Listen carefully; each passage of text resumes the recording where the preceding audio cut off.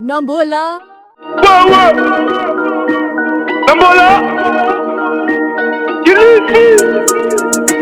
California. Hii inatoka California.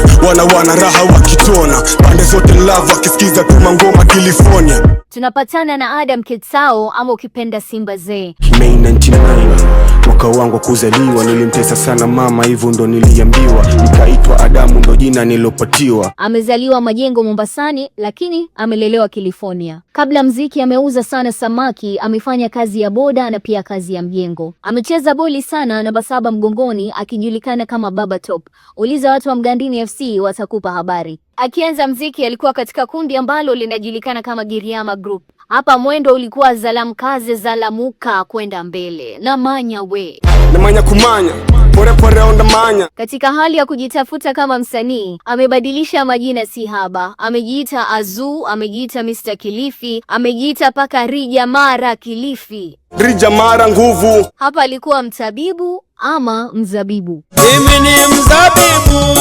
Mzabibu kulima.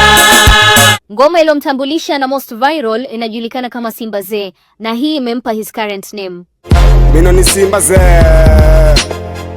Mino ni Simba. Mino ni Simba. Mino ni Simba. Mino ni Simba. Ngoma ilo na umuhimu kwake inajulikana kama Niombe. Katika pilka za kutafuta mjini kama kijana, anaambia mamake amuombe, ndo vitu zikikaa sawa aweze kusaidia nyumbani.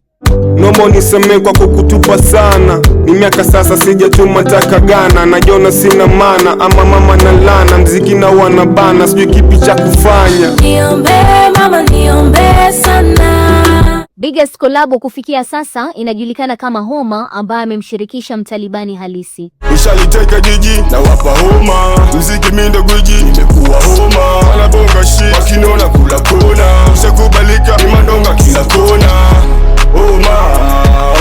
Latest song inajulikana kama Story Yangu, ambaye amefanya na Mova. Killshot Gallery. Unavuta kiti nikueleze story yangu.